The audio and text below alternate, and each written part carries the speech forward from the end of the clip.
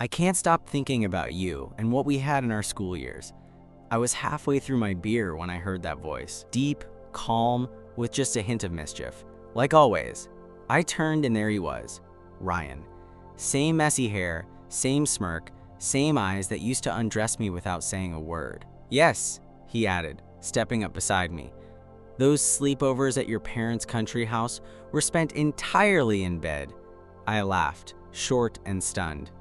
That's one way to say hi. He took a slow sip of his drink and leaned against the bar, like he hadn't just resurrected a whole chapter of my life in one sentence. I wonder if you're still as good in bed, he said next, eyes twinkling like we were still 17 and sneaking vodka from his uncle's garage. I stared at him. Jesus, Ryan. Subtle. What? He shrugged. We're 34, not 12. Figured we could skip the small talk. I rolled my eyes and took a drink to cover the heat rising in my face. I hadn't seen him since graduation. Not properly, just a few likes on old Facebook posts back when that was still a thing. I knew he'd moved to LA for film school. Then, nothing. And now you're back in Denver? I asked. For a bit, he said. My mom passed last year. I've been helping my sister sort out the house. Thought I'd check out this bar again, and then I see you. He gave me that same smile, the one that used to pull me under without warning. I didn't think I'd see you again, I said quietly. Neither did I. But then again, he clinked his glass against mine. Life's weird like that. We found a spot at a booth in the back, a little away from the crowd. The bar was noisy, full of that Friday night buzz, but in our corner, it felt quieter. Like the rest of the room didn't matter. You still live around here? He asked. Yeah, never left. Got into design. Work from home mostly now. What about you? Still doing film stuff? He nodded. Some freelance gigs. But honestly, it didn't turn into the life I thought it would. Feels like I've been chasing something for a long time. Still am. I looked at him for a moment. I know the feeling. He leaned back, his shoulder brushing mine just slightly. You remember that night at the country house? The first time? Ryan, I said, laughing nervously. I had a full-on crisis for 2 weeks after that. Of course I remember. Hey, same, he replied. I thought my dad was going to read my mind and kick me into the lake. But we kept doing it, I said. Yeah, he smiled. Because it felt good. It felt like the only thing that made sense. I stared into my drink. I didn't expect this. Not tonight. Not ever. I'd built a whole adult life on the assumption that Ryan was part of my past. Not my present. Definitely not my future. And yet here he was. Older. Still hot. Still dangerous in the exact same way. I thought about messaging you, I admitted. After college. A few times. Why didn't you? I guess I figured you'd moved on. That you were straight now. Or at least, different. He tilted his head. You think I forgot how we used to be? That I forgot how you used to kiss me like you'd memorize my mouth? I looked at him, and for a second, it felt like no time had passed at all. You want to get out of here? I asked, not sure what part of me took over in that moment. He grinned. Still sleep on the left side? I smiled back. Guess we'll find out. We left the bar like two guys who hadn't spent 12 years pretending the other didn't exist. I don't know what surprised me more. How easy it was to slip back into that old rhythm, or how none of it felt forced. Just real. Familiar. My apartment was only a 10-minute walk from the bar. Ryan kept his hands in his jacket pockets, glancing over at me every so often like he still wasn't sure this was actually happening. You really stayed in Denver this whole time? He asked as we turned onto my street. Yeah? It's not glamorous, but it's home. I like the quiet. He nodded. I didn't expect to end up back here, to be honest. Thought I'd be in LA forever, but I don't know. Everything started feeling fake after a while. City of dreams, right? More like city of debt and disappointment, he said, laughing. We got to my building, a modest brick walk-up that hadn't changed since I moved in 5 years ago. I led him up the stairs, my pulse oddly steady. If you'd asked me even a few hours ago what I'd do if Ryan ever reappeared, I'd have guessed panic. But now? Now it just felt inevitable.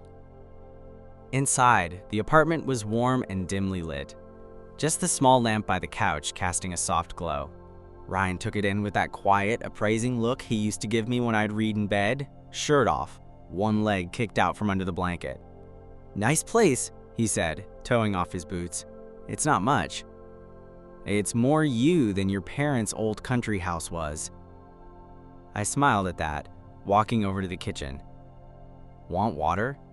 Or are we pretending hydration isn't important anymore?" "Water sounds good," he said, stepping into the living room. "You've got the same couch." "You remember the couch? Are you kidding? You gave me the worst hickey of my life on that thing." I barked a laugh, nearly spilling the water as I handed him a glass. "Oh God, I forgot about that. My mom didn't," he said, grinning. "She asked if I'd been attacked by a vacuum cleaner." We both cracked up at that, the kind of laugh that leaves you breathless and lighter. And then the silence that followed wasn't awkward. It was full, heavy in the best way. Ryan walked over to the window, pulled back the curtain slightly. "Same view?"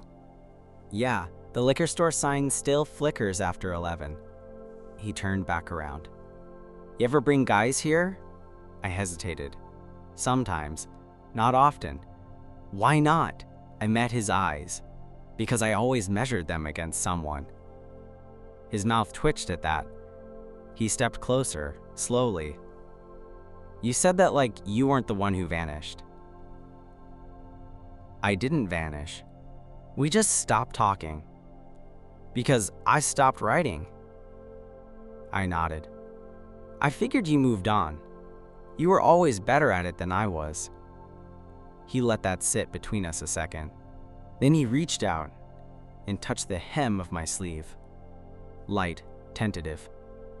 "I didn't move on," he said. "I just got good at pretending I had." There was something in his voice. Raw, but not fragile. Like he was done hiding, and I was done too.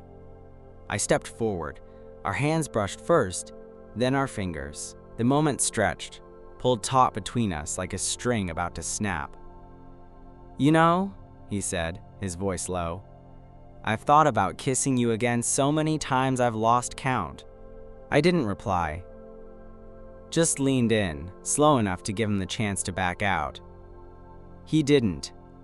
The kiss was soft, hesitant, then deeper, hungrier, like we were both trying to drink something we'd gone too long without. His hand cupped the side of my face, thumb brushing my cheek like muscle memory. I tasted beer and spearmint gum and something unmistakably Ryan. When we finally pulled apart, both breathing harder than we should have been, he smiled. "Still on the left side?" he asked again. "Still yours if you want it." He nodded once, eyes shining. "Yeah," he whispered. "I want it." There wasn't some grand lead-up. No music swelling in the background. Just two men standing in a quiet apartment, breathing each other in, like the air had changed. Ryan followed me to the bedroom without a word, our hands still joined. The moment we stepped inside, it was like time folded in on itself. Everything felt familiar. His weight against me, the way he pulled me closer like he wasn't sure I was real, and that first moment when our bodies met fully, skin to skin. We took our time, nothing rushed, nothing forced. It was more than just touching. It was recognition. The rediscovery of a rhythm we once knew by heart. His breath against my neck sent shivers through me. Mine caught in my throat when his hands moved. Firm, slow, sure, like he remembered, like he'd dreamed it as often as I had. The room was filled with low sounds, whispers, gasps, stifled laughter when knees bumped clumsily or sheets tangled the wrong way. It was messy and perfect in that way only something real could be. Later, after the room had gone quiet, I lay there with my head on his chest, listening to the steady thump of his heart like it was trying to tell me something I'd forgotten how to hear. Neither of us said much. There wasn't anything to explain. The silence wasn't awkward. It was earned. I must have fallen asleep like that, wrapped in warmth I hadn't realized I'd missed so badly. When I woke up, The light was creeping in through the blinds, casting narrow bands across the floor. For a moment, I wasn't sure if he'd stayed. My chest tightened with the kind of fear that only comes when you've wanted something too much. But then I turned, and there he was, still asleep, one arm stretched across the pillow where I'd been, the other tucked beneath his head. His face was softer in the morning light, less guarded. Peaceful. I got up quietly, tugging on some sweatpants and heading to the kitchen. I didn't want to wake him, but something about the morning begged for coffee and silence. I was halfway through pouring the grounds into the filter when I felt arms circle my waist from behind. A chin settled on my shoulder. "Thought you left," he mumbled, voice rough with sleep. "Just making coffee." Smells like home." That caught me off guard. I turned slightly, looking at him over my shoulder. "You mean here? This place?" "No," he said, tightening his hold just a little. "I mean you." For a second, I didn't know what to say. I just leaned back into him, letting my head rest against his. We stood like that while the coffee brewed, surrounded by the soft ticking of the kitchen clock and the hum of a city waking up outside.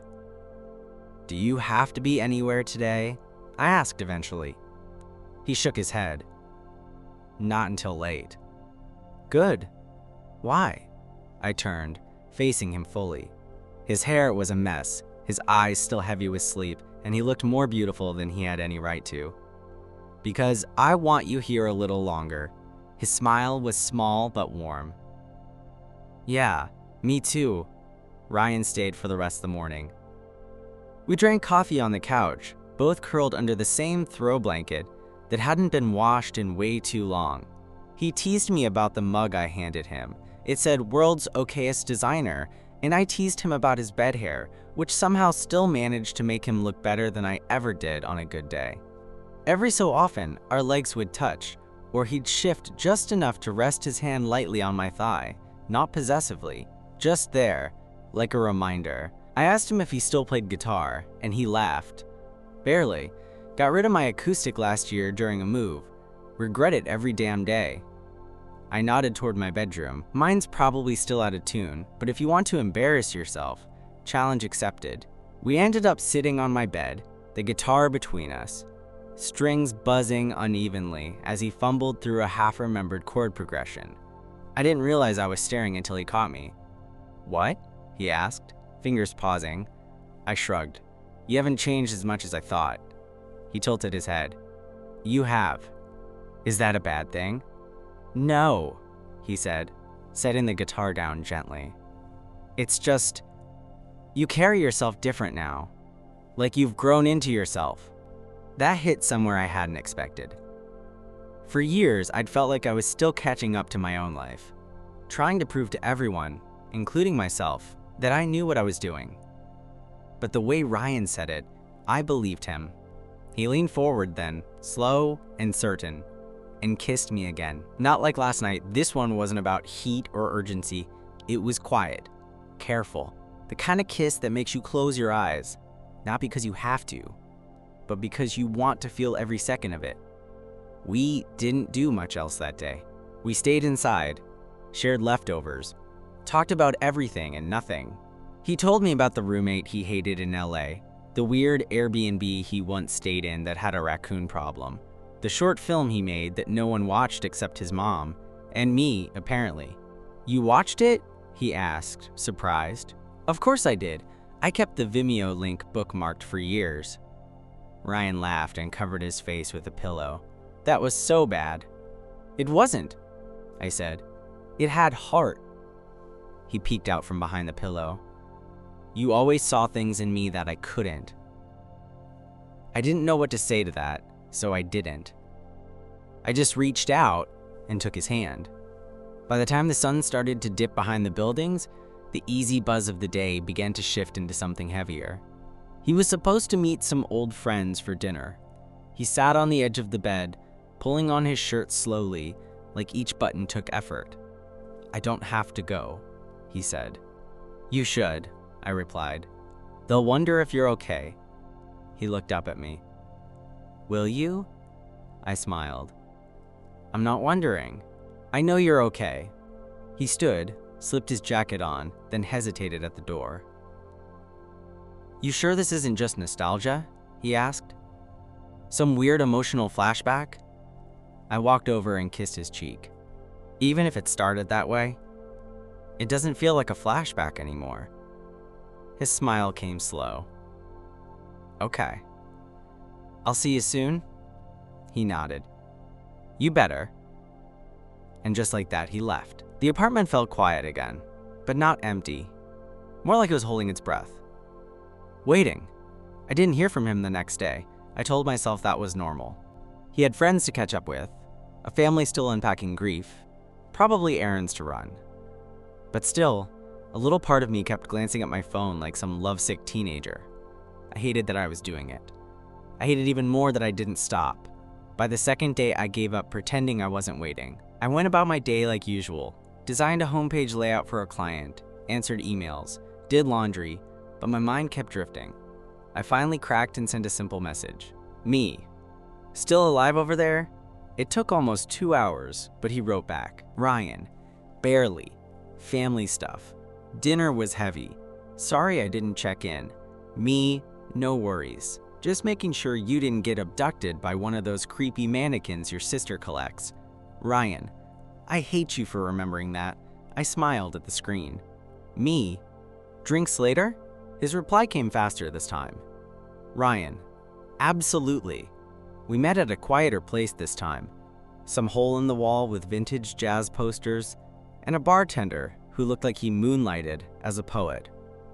We didn't drink much. 1 beer each. The point wasn't the booze. It was the space. The conversation.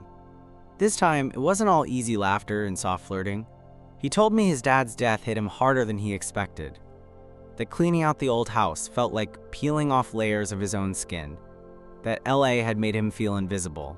I'd walk into a room and no one knew me, he said. It was freedom, but also, I don't know, I missed being known. You're known here, I said quietly. He nodded, but there was something in his eyes. Restless, uncertain. I don't know what I'm doing, Nate. I reached for his hand under the table. You don't have to know. Just be here now. He looked down at our hands, then back up at me. Can I stay with you tonight?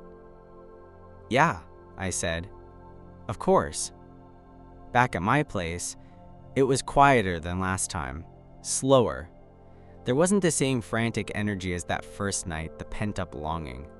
It was calmer now, but deeper in a way. Like we were both testing whether this could be something beyond a one-time thing. We lay in bed afterward, tangled up but not holding tight, more like leaning gently into each other. The room smelled faintly of coffee from earlier, and the sheets were still warm from the dryer. Nate? Yeah? If I told you I was thinking about moving back? My breath caught.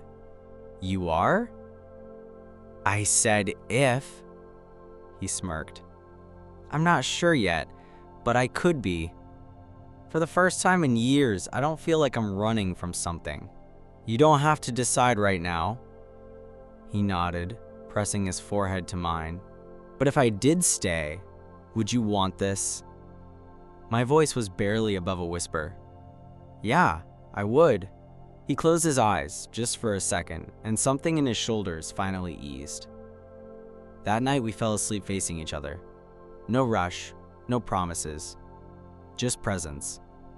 And in this stillness of that moment, I realized I wasn't holding my breath anymore. The next week passed like a slow reel of ordinary moments. Coffee in the mornings, texts throughout the day, quiet dinners at night. Ryan didn't move in or anything like that. We didn't call it a relationship. We didn't really label anything. But he stayed over more nights than not, and when he didn't, it felt like the apartment was missing a piece. One morning I woke up to find him standing shirtless in my kitchen, cracking eggs like he owned the place. The radio was on low, something acoustic humming in the background. He glanced over his shoulder and smiled when he saw me. You always keep your frying pans in the dumbest cabinet, he said. I leaned against the doorway. You always cook shirtless like we're in a perfume ad? He smirked. Only when I want to be appreciated. Mission accomplished. He brought over 2 plates and sat next to me at the table. It was such a small thing. Scrambled eggs, coffee, bare feet brushing under the table. But I couldn't remember the last time something felt that good, that grounded. Later that afternoon, we drove out to the old country house. It wasn't planned. We were just talking about it. How our parents used to bring us there during school breaks. How it always smelled like pine and mildew. How we'd sneak off to the attic with snacks and pretend we were camping. "It's still in your family, right?" he asked. "Yeah, my cousin's supposed to be fixing it up, but I doubt he's touched it." We found the key in the same rusted tin under the porch. Everything inside was coated in dust and silence, but the shape of it was all there. The wooden beams, the crooked bookshelf in the corner, the attic ladder that still creaked with every step. We stood in that attic for a long time, both of us quiet, like we were listening for something old and buried. Ryan walked to the far wall, ran his fingers over the initials we'd carved into the wood when we were 17. "R+N, he said softly. We were so dramatic. "You cried during Titanic," I reminded him. That movie was an emotional roller coaster. We sat down on the floor, backs against the wall, and watched the light filter through the dusty window. Outside, the trees swayed just like they used to. Inside, we were just 2 men carrying the weight of years, of growing up, drifting apart, and somehow ending up right here again. "I think I'm gonna do it," he said. "Move back, not just for you, but yeah, you're part of it." I didn't say anything at first. I just reached over and laced my fingers through his. "I'd like that," I finally said. "You being here." He leaned his head against mine. "You know what I've realized?" he whispered. "What?" "All these years I kept telling myself it wasn't real, that we were just kids, that we didn't know any better. But now, sitting here, I think that was the most real thing I've ever had." I nodded, feeling his words settle deep into me. "Me too." The sun was starting to dip, casting a golden haze through the attic. And for the first time in years, the silence between us felt like home. Not the past, not a flashback, just the beginning of something we'd both waited long enough to start again. 3 months later, Ryan moved into the apartment upstairs. He said it was temporary, that the landlord gave him a deal, but we both knew it wasn't about rent. It was about proximity, about not having to say goodbye at night, about the unspoken way we both paused whenever a door closed between us. We settled into a rhythm. We weren't glued to each other. We didn't have to be. That's what made it different this time. We had space to breathe, but always came back to the same place. And that place was each other. One Saturday in late April, he invited me on a drive without telling me where we were going. "Just trust me," he said, throwing his duffel in the back of my car like it was the most natural thing in the world. We ended up 2 hours south of the city, at a beat-up old barn-turned recording studio, half hidden by a curtain of trees. Ryan used to talk about it in college, a dream project he never started. Now it had a name painted above the door in faded red, Stillness Sound. "Wait, this is yours?" I asked, staring at the place. "Will be," he said, keys dangling from his fingers. "I signed the lease yesterday. It's gonna take work, but I've got the space, I've got some gear lined up, and I've got this idea for a small artist residency. Musicians, writers, whatever." I stood there blinking, completely thrown. "You never said..." "I know," he cut in, smiling nervously. "I didn't want to jinx it. But also, I wanted to show you first." The inside was rough. Dust on everything, cobwebs in the corners. But he walked through it like it was already alive. Like he could see something I couldn't. "There's going to be a recording booth here," he said, pointing, "and couches over there. The upstairs loft could be sleeping space, maybe even a writing nook." I leaned against a splintered beam and watched him pace, full of energy, more animated than I'd seen him in months. "You're really doing it," I said. "Yeah," he replied, slowing down. "I think I'm finally ready." The afternoon passed like a dream, light slanting through broken windows, floorboards groaning under our steps, his plans pouring out faster than I could take in. We stayed late, sharing sandwiches and beers on the floor, the place echoing with every laugh. At one point, Ryan lay back and stared at the rafters. "You think we'll make it?" he asked. I looked at him. "You mean us?" "Yeah." I didn't answer right away. I stretched out beside him, shoulder to shoulder, our hands finding each other without needing to try. "I think we already are," I said. He turned to look at me, not the way you glance at someone you're dating, the way you look at a person whose heartbeat you'd learned by instinct. "I used to be so scared of loving you," he admitted. "Back in high school, I thought if I leaned too far in, it would ruin everything." I nodded slowly. "Me too." "And now?" "Now I'm scared of not loving you enough," I said. "Of taking this for granted. Of blinking and losing you again." He kissed me then, not rushed, not out of fear, but with the quiet certainty of someone who knew exactly what he was doing. We didn't go home that night. We spread out sleeping bags in the dusty loft, opened the windows to let the cool spring air drift in, and lay there with nothing between us but old beams and new dreams. Somewhere around 3 a.m., Ryan whispered, "Hey." "Yeah? Remember the country house?"